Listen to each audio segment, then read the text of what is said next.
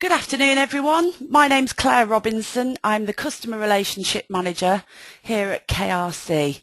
Thank you all for joining us for our monthly Agile webinar, which today is about distributed Agile and how to get more from your distributed teams. If you'd like to download the slides from today's webinar, you can get these from our website. Go to AgileKRC.com, click on the Resources tab, then click on Free Downloads. You'll also be able to download a white paper that Keith has written on the subject of distributed Agile from the same place. While you're in the Resources section of the website, you might want to check out the Webinars page where you can access our webinar archive and also sign up for next month's webinar, which will take place on April 25th. I'm shortly going to pass you over to your presenter, Keith Richards, but just a couple of things before I do. If you want to tweet about our webinar, you can use the hashtag AgileKRC webinar. You can see that on your screen right now. If you'd like to hear more from Keith about this subject and much more, you can check out his blog at agilekrc.com/blog. I'd also like to point out a couple of features of the control panel, just in case it's your first time using this software. So if you look at the top right hand side of your screen, you'll see an orange box with a white arrow. Click on this to maximize or minimize your control panel. If you'd like to ask a question, just type your questions into the question box and Keith will take as many as he can at the end. Now, one of the new functions of this software is that we can now see Keith's face. Give us a wave, Keith. You can choose how big or how small you want Keith's face to be. So just click on the double line and drag this so that you've got your screen configured exactly how you want it. So without further ado, I'm going to pass you over to your presenter, Keith Richards. Thank you very much, Claire. And let's give us, if you could give us some feedback on the whether you like the webcam or not. Hopefully I'm not putting anybody off their dinner. Firstly, I want to start with an apology. We haven't done a webinar for a while. I keep running into people at conferences saying, what's happened to the webinars? The truth is we have been so busy that we haven't been able to do them, but we had quite a big meeting over Christmas time strategically, and we're going to make these definitely happen. So thank you very much for the feedback and apologies for the delay. The previous webinars that we've done, we're getting those up onto the website so you can download all of those, no problem. That should be done in a sort of week or two. Just want to give a shout out to some of the countries that come up on the registrations list. Some of the people we don't see that regularly. Singapore's there. We've got a lot of people from India, so the fact that we're talking about distributed working might be very relevant there. Bulgaria, we got lots from Poland this time, USA, and I'll give you a couple more in terms of how the sort of distributed audience is. We've got people from Rio, and I believe that's in the morning over there at the moment around 9 o'clock. And one name did spring out, or one place sprang out, and that is Wagga Wagga over there in Australia. I believe that's in New South Wales, and I believe it's probably about midnight. So in terms of the audience, a lot of distributed people, if you like, and a lot of and examples of where it could be a real project that could be distributed over several continents, and we'll look at that in a moment. You all had a registration question to fill in to have a look, and that's to help us gauge what sort of level of experience we've got on the webinar. And just to give you the sort of results that came through there, quite an interesting couple of figures. The first one was how many of you, one of the questions was, how many are you having lots of problems? And the short answer to that is only 2% are saying they're having lots of problems. So in other words, a sort of meltdown, catastrophic. So that's quite good news. The bulk of the people responding were in, we're having some problems, somewhat of a problem.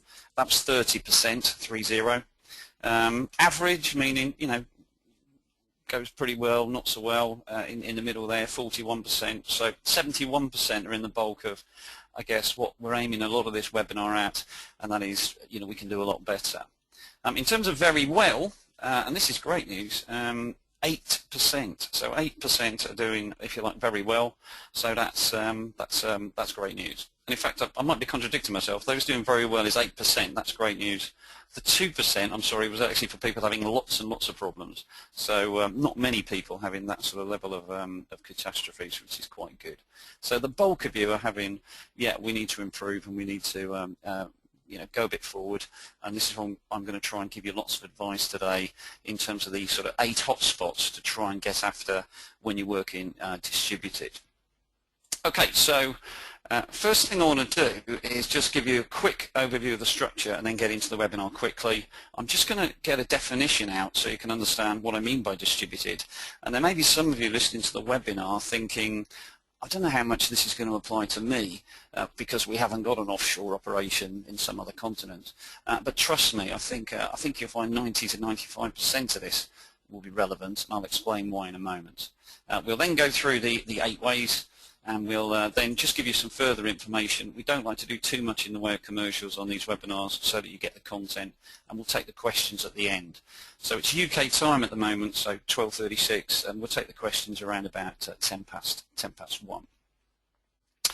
So, very quick intro so that you know who I am, Chief Executive of KRC. We're a very pioneering company, and we've been at the forefront of agile thinking for quite a while. We've actually been doing it for about 20 years.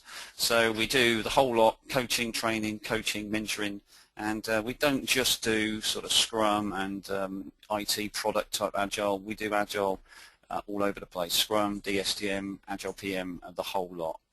So there's just a little bit of info on myself and KRC, just so that you know where I'm coming from with some of these observations. A lot of experience of using Agile with PRINCE2, and they're just not mutually exclusive. In fact, they're very powerful when you combine them together. So let's get going with a definition here, which is really quite important. What exactly does distributed mean? And I'm not trying to be too sort of patronizing or oversimplistic here, but it just means not everyone is in the same place.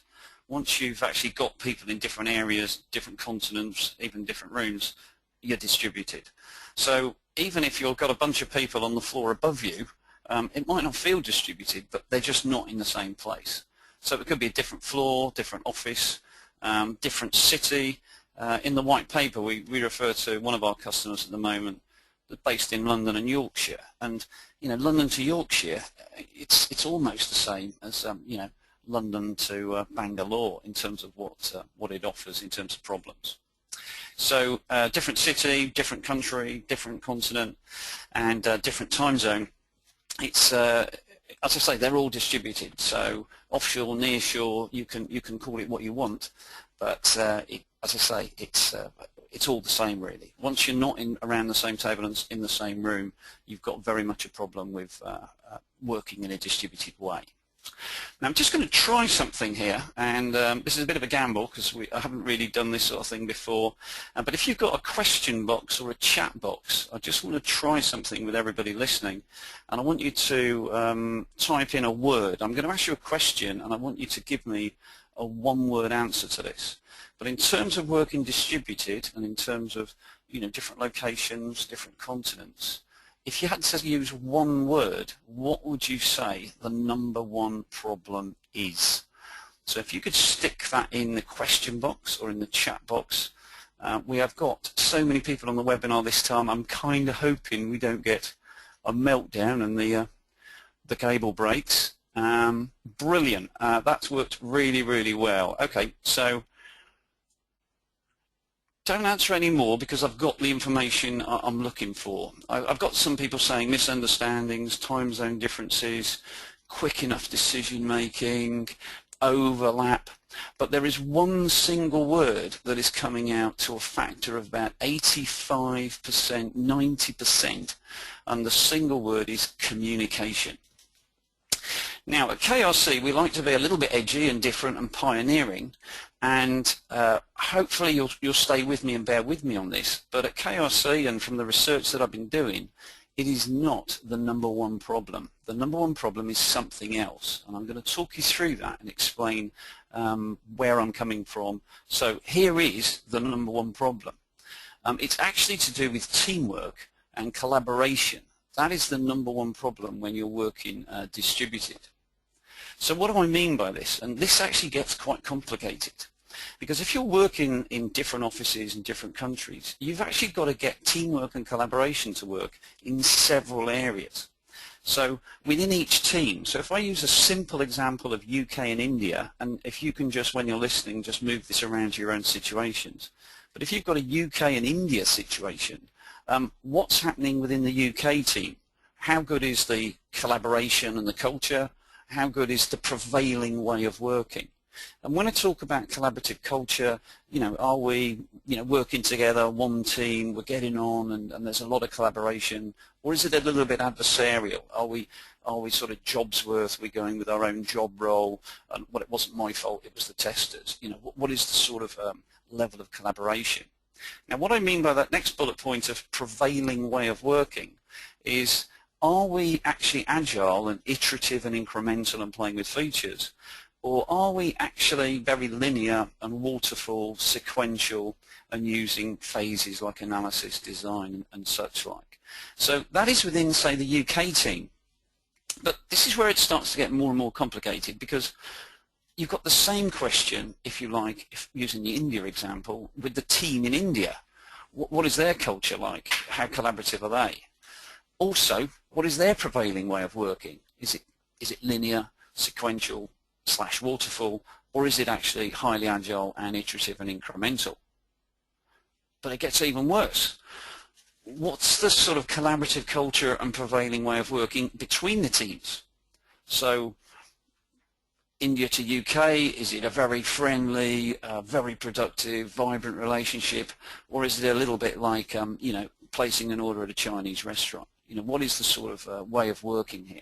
So these two things, the collaborative nature of the team and the actual process that they're working, in effect creates, if you like, a sort of 3x2 grid.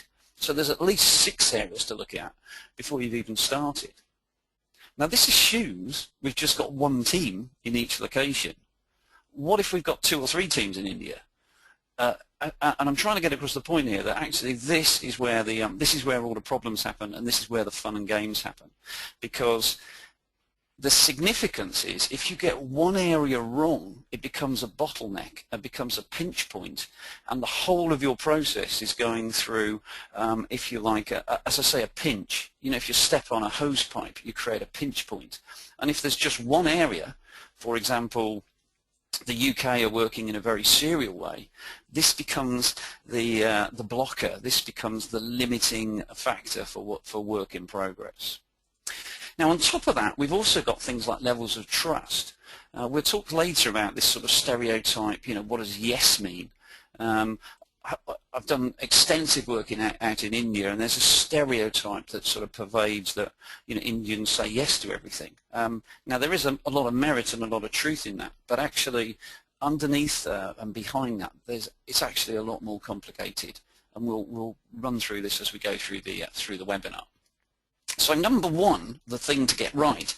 And when I say invest, I mean if you had, I don't know, £20,000 or $30,000 or whatever, where are you going to sort of put some of your effort into sorting things out? Because I don't believe it's communication that's the number one thing. It is actually the teamwork and collaboration between the people involved on the project. So let's have a look at the number 2 problem now, and the number 2, if you like, recommendation. And that one is communication. So hopefully people haven't left the webinar thinking they've got it wrong. Communication is definitely something that needs to get sorted. It's commonly understood as a problem. And as I say, just coming up on the panel here on the screen, communication, it's coming in sort of waves. So it is a problem. So what you need to do when you're talking about remote working and distributed is attack the situation. Don't sit passively and go, well, that's the way it is. You need to get on, you need to do things, you need to make it happen. Technology is moving very quickly. I mean, we're using GoToWebinar here, and just started, using video, and there's enough sophistication now with things like WebEx, webcams, Skype. Just go after whatever it takes, because the thing is that face-to-face is the best way to interact. There is no better way, and you need to simulate this as best you can. But even if you do have all of this sort of levels of communication, it's still not as good as being, in the same room. It's, oh, cracky, I just hit the wrong button there, sorry. Just one second. So again, simulating this and trying to avoid and reduce the written word is really, really quite important, because if we try to communicate a lot with text, it's not the best way of getting the message across. Simple sort of rules. The phone is better than a document or an email. So if you're pumping an email across to, say, India, for example, would it actually be better to do that as a phone call? Now, this email problem is a huge, huge problem.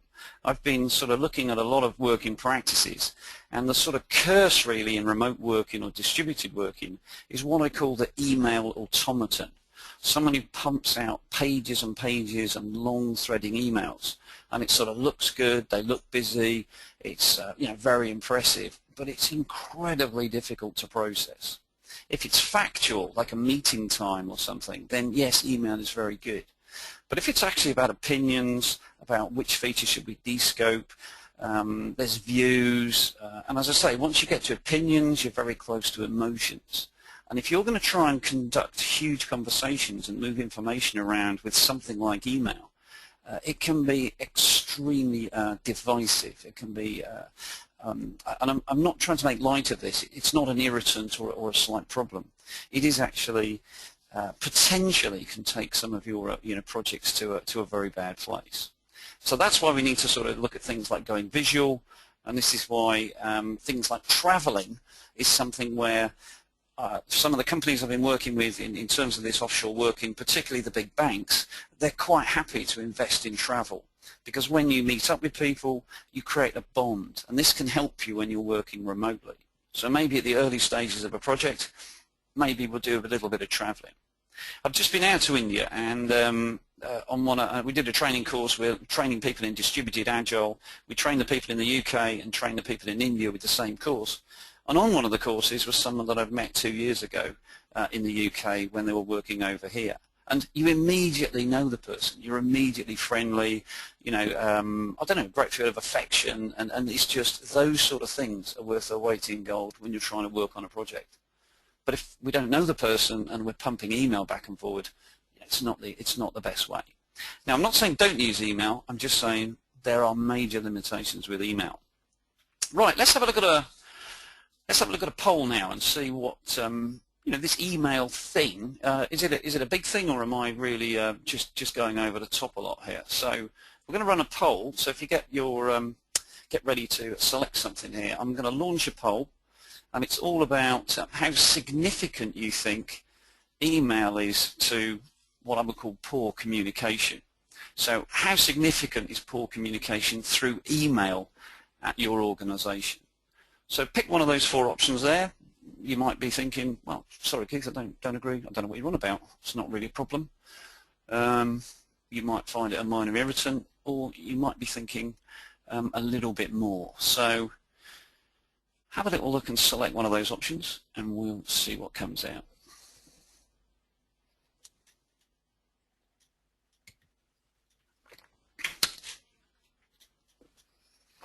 Right, we're just about there. I've got about 90% of the votes are coming, so that's looking good to me. I'm now going to close the poll and launch it, and we get a lot of feedback from people saying they like looking at how everyone else voted. So here we come to now share the screen so you can see what happened. And what we've got there is quite an interesting spread really. 4% saying not a problem, 43% saying a slight problem. So you could say half the people, maybe they're not with me on that sort of, on the observation I've got there. But 37%, that's 1 in 3, significant problem. And in fact 16%, and I do think that's quite a big figure, think it's a very significant problem. So the only piece of advice I can give you is maybe take a second look at that. So to the 50% who don't think they've got a problem, I'm not saying you're wrong, I'm just saying maybe take another look, because as I say, the email and words, there's various amounts of research that say that only 7% of meaning goes on the words alone. Now, you've got to be careful with that statistic. It's often misused and misunderstood, but if you're trying to explain something, it's very tough on the email route, which is actually why we use a lot of smiley faces and emoticons, because there's no emotion in the sort of textual side. Okay, thank you very much for voting on the poll there. I'm going to hide that and get on with number 3. let's have a look at what number 3 is. And I don't know how well this word translates across international boundaries, but there's something that at KRC we get people to do, and we call it ping-pong. And it's this idea of a bit of back and forth in terms of information. So don't just send over a spec and, hey, here's the spec, India, can you code that up, please? Because what I don't like about that system is that it's what I call the coding factory model. I even call it the Chinese takeaway model. It's here's the spec, code it up, send it back, open the hatch and send it back. But all the work that I've done and going out to places like Pune and working with the guys out there, what I was finding was it's actually the interaction that adds a lot of value. The technical people it's almost the art of what's possible. They can add a lot of value. Have you thought of doing it this way? Why are you doing that? Are you aware that if we built the website that way, it could be different? And this interaction, if you like, creates a sort of 1 + 1 = 3. It adds a lot of value. It's not just a game of, here's the spec, please code it up. And I know there'd be a little bit of conversation here, but what I'm trying to say is, actually, no, deliberately try and get a back and forward, back and forward, back and forward, because the business domain, the customer domain knows what they want, and as the line there is saying, the techies hold, if you like, the key to the art of what's possible. Now, this is no excuse for long rallies and paralysis through analysis and 58 back and forwards. This isn't what I'm advocating, but what I am saying is the back and forward is really, really good.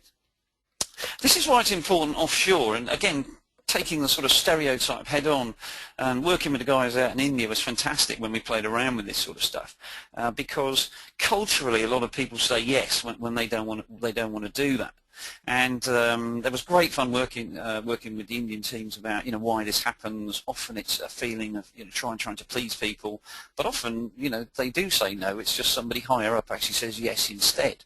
So there's a lot of fun and games here, and what we played around with was almost giving off signals that maybe not saying no, but I'm not sure, as a sort of softer way. And it's very important that if you're UK based, you pick up these signals. Why are they saying not sure? That's really no, isn't it?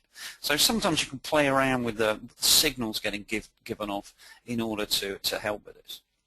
But we've got to be very careful with this stereotype, because a lot of the work I've done and a lot of the research I've done, it's sort of true, but then isn't it true everywhere?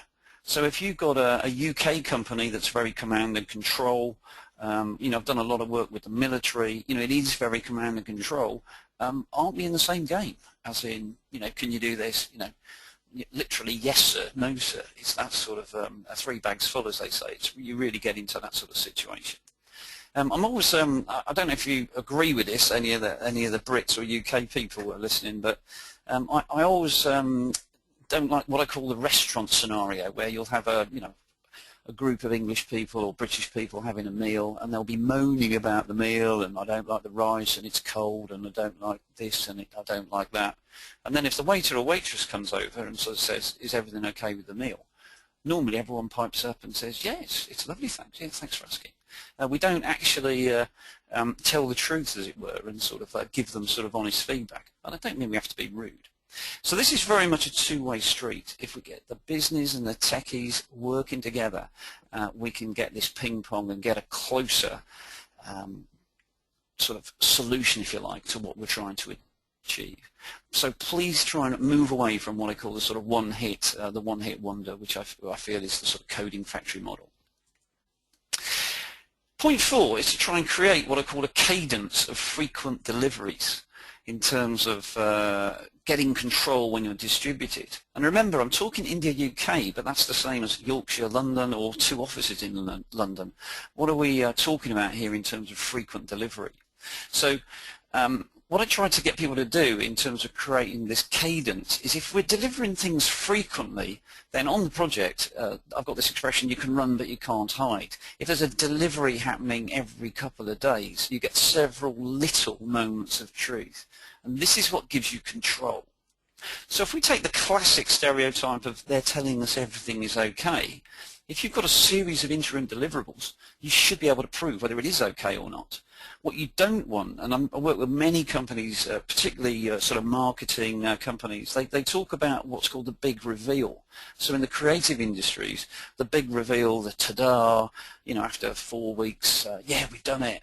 And the big reveal sometimes ends up with not quite what we were looking for.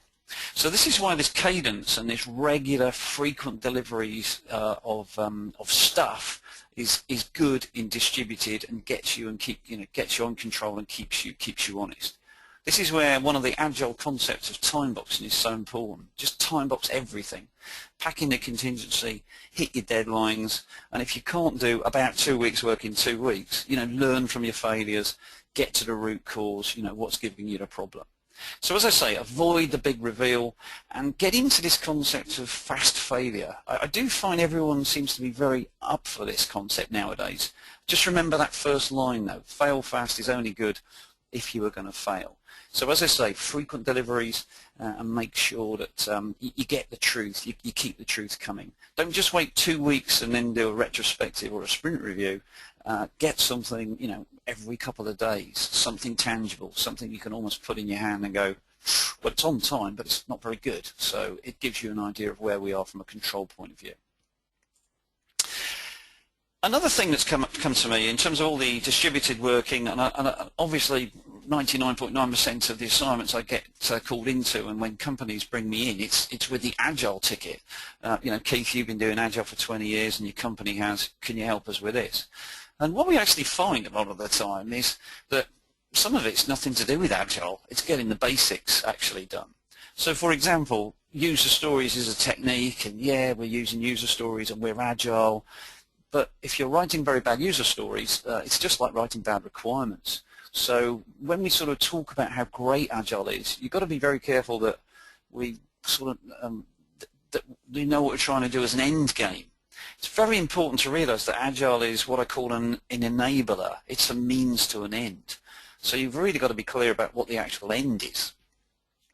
So another sort of limitation on Agile, and this is where I'm finding a lot of work with a lot of companies, it's all about Scrum. So if we talk about offshore, India are using Scrum, you know, game, set, match. But the truth is, if you've got a complicated project and it involves 20, 30, 50 people, you might have a team in the UK, a team in America, it can be quite complicated. You know, this isn't product delivery. This isn't a simple case of coming up with a shopping list, prioritizing it, time boxing it, and off we go. We've got to treat this like a project and be very careful, because Scrum isn't a project approach. You can certainly use Scrum on a project, and there's no issues at all with getting the delivery side working with Scrum or time boxing or something similar, but just don't push Scrum beyond its envelope.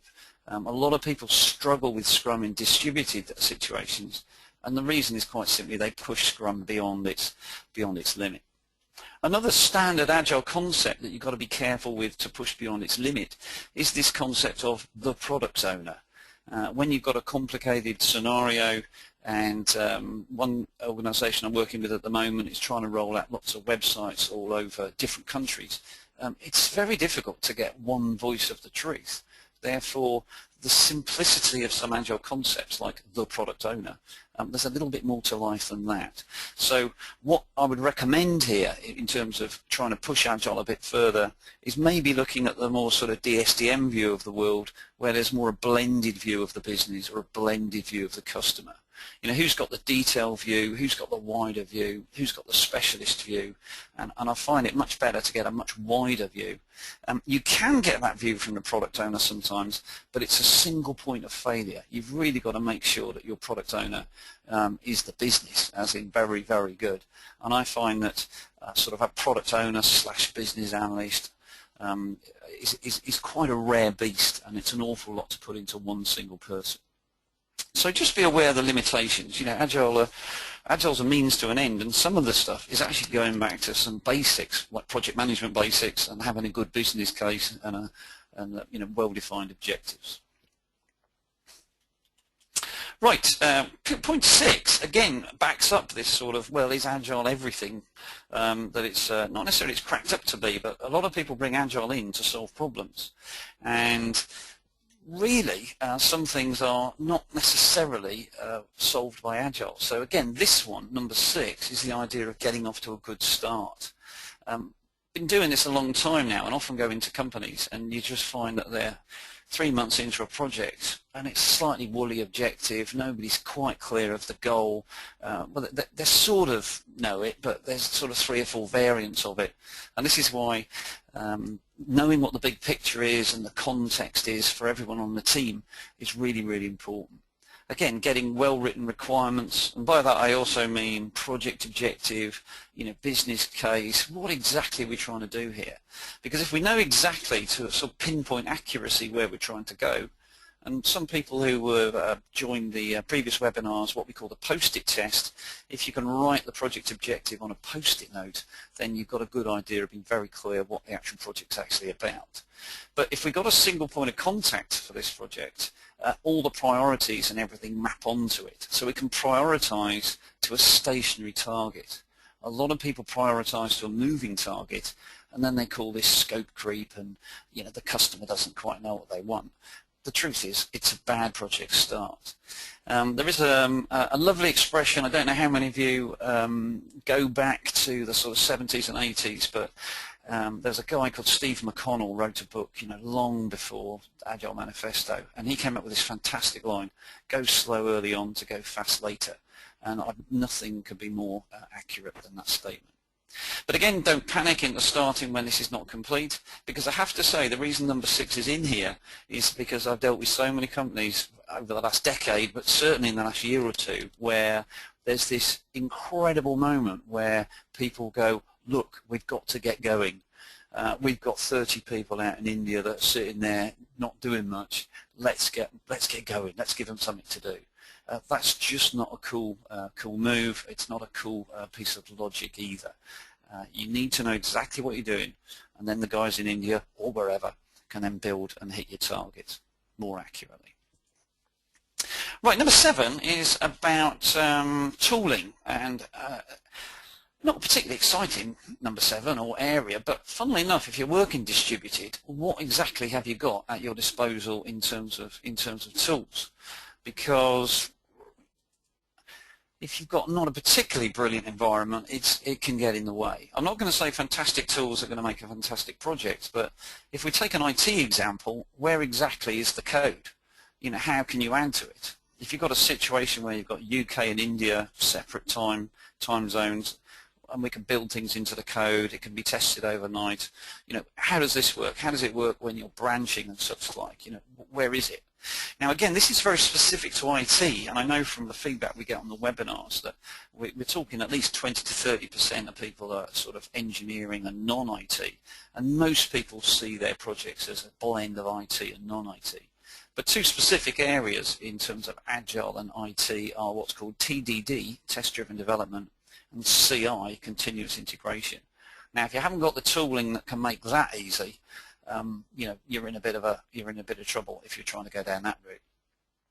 But don't just see it as a code thing. Where are we with lots of other stuff? So, for example, collaboration tools, communication tools, and be very careful with this sort of whole thing about tools. I often use the analogy of a kitchen.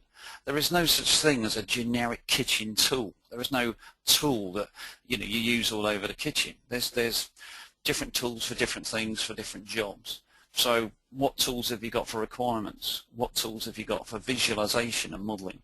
How are you managing the project? And sometimes you're on a whiteboard, sometimes you're sharing collaboration software sort of all over the globe. So there's a lot of tools around. But the big learning point here, and this is what I see time and time again, is don't let the tools drive the process. Build your process and look at what tools you've got. I think you'd be amazed how much tooling you've got that you can use sort of already. Now I want to try another poll now to see where you are with your sort of tooling. Okay, so I'm now going to kick up another poll here, and the question is, how good are the tools at your organization for distributed working? So just your opinion in terms of the tooling you've got. You're trying to work distributed, and remember, by distributed I mean someone could be in London and someone could be over the other side of London, What do you reckon to the environment, to the equipment, to the kit you've got there in terms of distributed working? Because remember, we're not always face-to-face.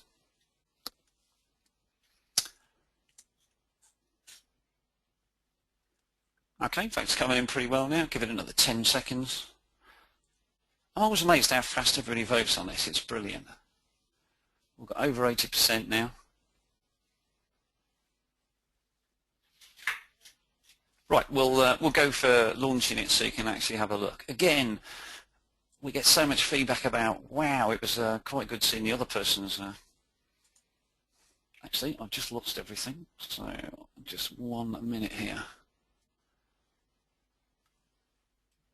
I'm going to share it and then try and get back to, I've clicked the wrong button unfortunately, but here's the actual poll. So in terms of what we got there, pretty normal distribution, if you like. 15% saying poor, 10% saying excellent, and somewhere sort of in between. So a lot of people saying sort of average and poor, which, you know, it's going to impact your projects. It's going to impact the way you work. And this is why you've got what I call a sort of, not quite a dilemma, but where do you invest your time, your effort, and your money? So for example, would it be worth a team building session and some training in different roles and personalities, like things like Belbin and such like with your team? Would it be better to invest in communication tools, you know, like WebEx? Some of the big customers that we work for have got things like telepresence and such like, which is astronomically expensive but incredibly impressive. It's almost a virtual you know, it's almost a virtual room with life-size people in terms of you know, video and such like. So you've got a finite amount of money, and you've probably got a fixed amount of money for a particular project, and therefore, you know, what do we do? Where do we spend that money? So as I say, tooling, you know, only 10% really thinking that tooling is excellent, and it's, if you like, it's moving oxygen around your project. So have a little bit of a think there. Now I've got to make sure I can get my screen back here, so hopefully it's going to go okay. So again, attach your tools. Sorry, we've just done that slide. Okay, but don't let the tools drive the process. Now finally, we come on to number 8, and this is what I think is a great way of starting, you know, from now in terms of what you're working on, in terms of distributed or split sites and, you know, train journeys here, there, and everywhere. Is this concept called inspect and adapt. And I'm not saying I'm leaving the best till last, because I think the first one is still the most important. But if you relentlessly try and improve how you're working in distributed way, I think this is the best way to improve little by little, and I'm saying there, sort of hone the process. For every error that you find, miscommunication, problem, somebody's disgruntled, what caused it, what can we do next time to change it? Find the root cause. If you look at the picture there, you've got a couple of the Formula One cars from Red Bull. And if you think about the whole concept of Formula One, it's just relentless improvement, tiny bit by tiny bit by tiny bit. When you're racing a Formula One car, the differences in terms of, you know, winning and coming second or being on the front of the grid, we're talking about thousandths and hundredths of seconds. And therefore, every minor improvement can help you. And this is where I want you to look at what you're doing at the moment and just see if we can do lots and lots of tiny improvements. Again, the bi-weekly retrospective, it's a good start, but why can't you go sort of real time? Why can't you do this all the time? Why can't you do this so regularly that it becomes second nature, that you just keep improving and improving and improving? And that way you can suddenly find how your distributive working actually sort of can evolve, and you can improve it. So try a different tool. Does it work or not? Fly people in for the start of a project. What was the upside? You know, play around with the process. Play around with how you work. Now, being a little bit profound here, the more I've done Agile, and a lot of people, they come to what I call the not quite obvious, but when they're talking about how you make Agile work, a lot of people see collaboration, communication, you know, that sort of stuff as being very much the upfront things that we need to get working. But to me, the more I've done this, it's this sort of nuclear stuff, the stuff behind the scenes, and I believe that this inspect and adapt which comes from lean engineering and car manufacture, I think it really is at the heart of Agile. So starting now, you can look at everything you do. How can I improve it? What minor adjustments can I make in terms of sort of moving forward? So this idea of inspect and adapt is what I'm trying to get you to get a feel for. Right, we're just about there, so we'll have a look at some questions in a moment. There's your summary. Teamwork and collaboration, improve your communication. So yes, it is a big thing. I just don't believe it's the #1 thing, and happy to argue on that. Get into ping-pong, frequent deliveries, so that your little moments of truth. Just be aware that Agile only does various things. It doesn't do everything. Don't try and go to Agile as a solution when really the solution is actually good old-fashioned project management basics. A good start is essential so that people know what they're doing. Look at your environment. Bad tools can certainly wreck a project. I'm not saying good tools will make it, but they can certainly wreck it. And #8, just continually inspect and adapt on a daily basis to try and improve the way you work in your distributed working. Now, what I'm going to do now, I'm going to hit my mute button and I'm going to hand you over to Claire, and then I'm going to look at some of these questions and see how many we can get through.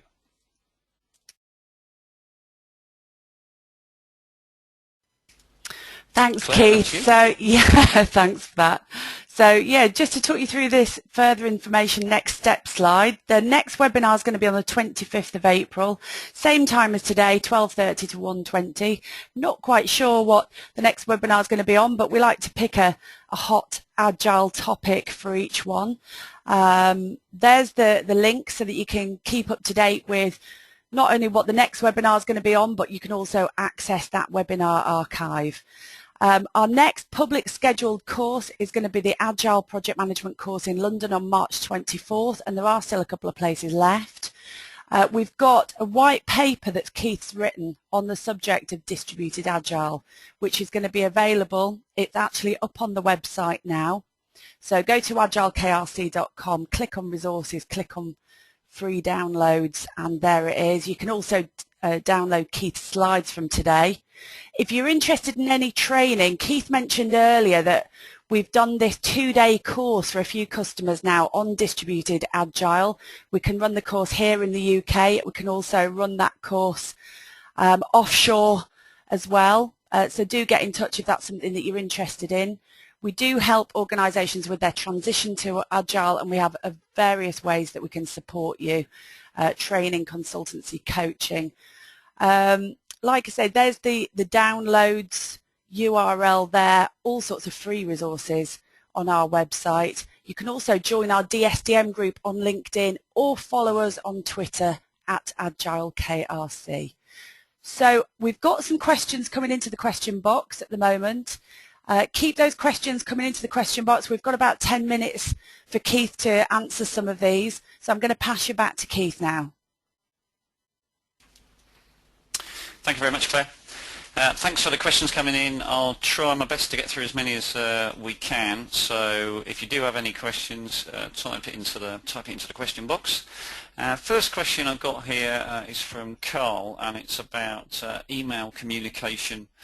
And the sort of question is based around sort of creating a culture of audit trail and accountability. And my sort of view on that in terms of email communication and documentation is that yes, we do need an audit trail, but that audit trail can be of varying degrees. We're very fortunate to be working with the guys on the nuclear submarine, and therefore if you're dealing with something nuclear, you don't really want to find out a post-it note dropped behind a radiator and this caused something quite disastrous to happen. So when I talk about communication and email and documentation and try to get people to not go there and to suppress it as much as they can, what I'm actually saying is if you could use face-to-face, the phone, the visuals as the primary communication channel and get all the information across that way, then maybe an email with 6 bullet points in can act as a clarification statement. Maybe a document, this is our understanding. But if the document becomes the communication channel, we're then into this very sort of thin pipe. It's a very tiny way of conveying information between people. So as a project manager or someone looking at Agile, and again, this is the inspect and adapt, and sort of to back up and build on Carl's observation, is that if you're finding that everybody's pinging emails to each other, it's actually a signal that collaboration is breaking down. One of our customers was telling us about an experiment they did. They had 4 teams and they tracked their email usage. I think they did it behind not behind their backs, but without telling them, just as a matter of interest to see what would happen. So they had 4 teams and they just tracked the amount of email traffic.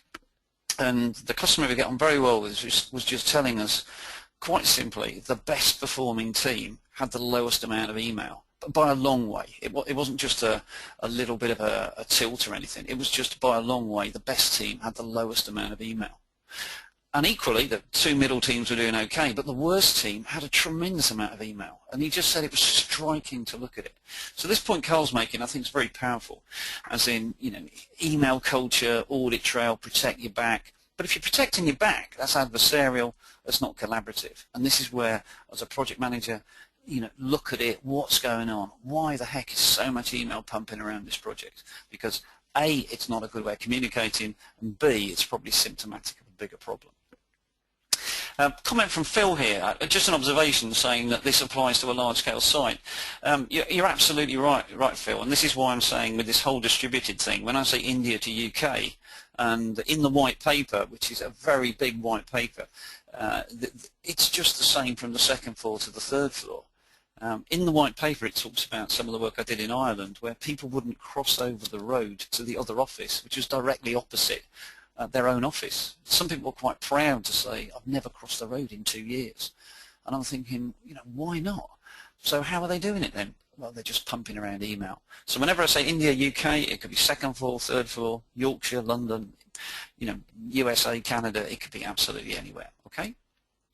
Anand has got a question, and it's about how to avoid blame games or finger pointing in distributed teams. That's what I'm getting at with point number 1. That's the big one. It's that, because finger pointing and blame games, that's not collaboration. That's adversarial. That's where you get winners and losers.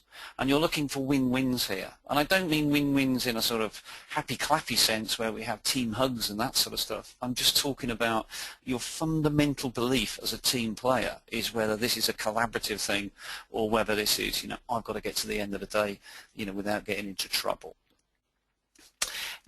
What other things have we got here? So, Irene has said something, and I think it's backing up this some of the point made by Carl here. Email is often overused where people do not feel supported or trusted. Now, the thing I like about Irene's point there is if you're a project manager or if you're working on a team or you're a team member, do you sit there and, as I say, point it out and finger point, or do you try and create an environment where somebody can, if you like, trust you? Can you sit there and say, look, tell me what you need and that'll be fine. No, you don't need to email me. I can run with it. But that means that you don't blame them if there's a miscomm or a miscommunication. We're going to make mistakes. I often try to get people to get this feeling that we all make mistakes. It's just making the right number of them.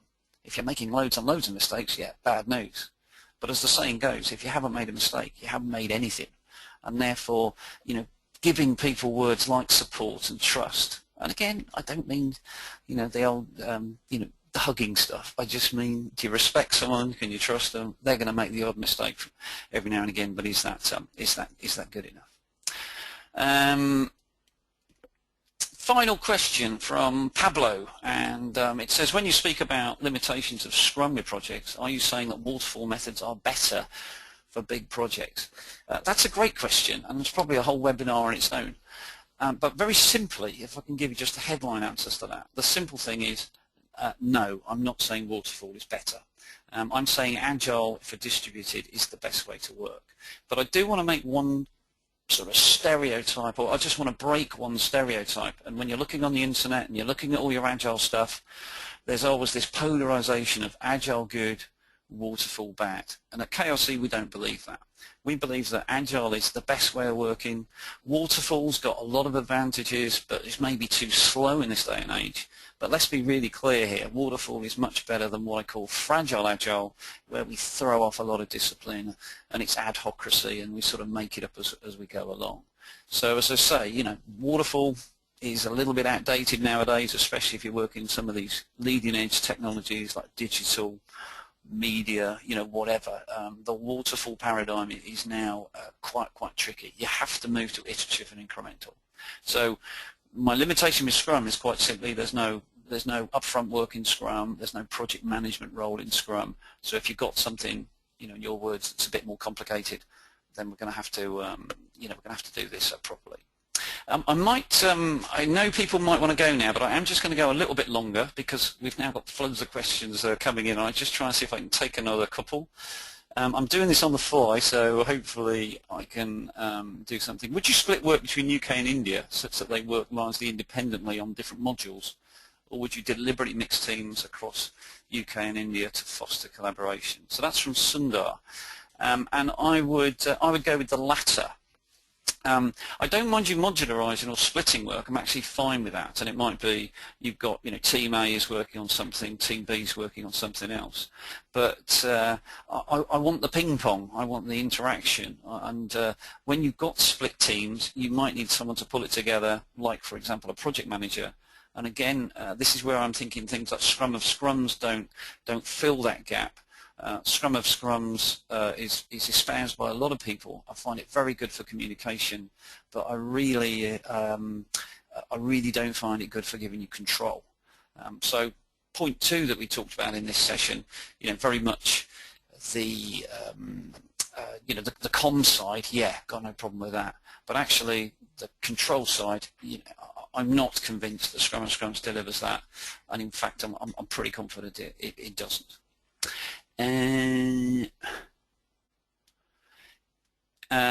Is it Naina? I hope I've got the name right. Naina is saying about, in a distributed environment, I understand the importance of communication and I come across a lot of misunderstandings due to proper communication. How do I overcome that?